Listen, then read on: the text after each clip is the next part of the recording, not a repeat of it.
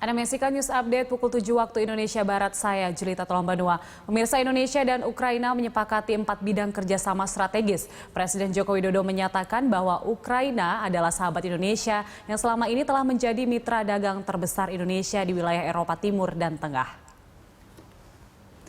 Usai menandatangani kesepakatan kerjasama, Presiden Joko Widodo juga merasa terhormat atas kunjungan Presiden Ukraina Petro Poroshenko ke Indonesia setelah kunjungan terakhirnya pada 20 tahun silam. Dalam kunjungannya kali ini, Ukraina bermaksud meningkatkan kerjasama yang sudah terjalin dengan menyepakati 4 kerjasama lainnya, di antaranya soal pertanian, di mana Ukraina adalah negara penghasil gandum yang cukup besar. 60% ekspor Ukraina ke Indonesia adalah gandum, sementara Indonesia banyak mengekspor minyak sawit ke Ukraina.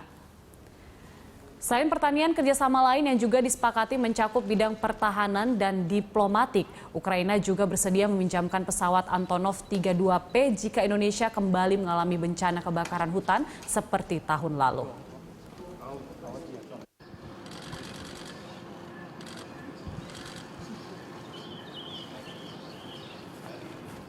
Yang Mulia Presiden Petro Poroshenko, merupakan suatu kehormatan bagi saya untuk menerima kunjungan Yang Mulia Presiden Petro Poroshenko beserta seluruh delegasi setelah kunjungan Presiden Ukraina yang terakhir 20 tahun yang lalu. Pertemuan saya dengan Presiden Poroshenko berlangsung sangat produktif dan Indonesia tidak pernah lupa akan jasa Ukraina, karena delegasi Ukraina lah yang pertama telah mengajukan Indonesia Question di PBB pada tahun 1946.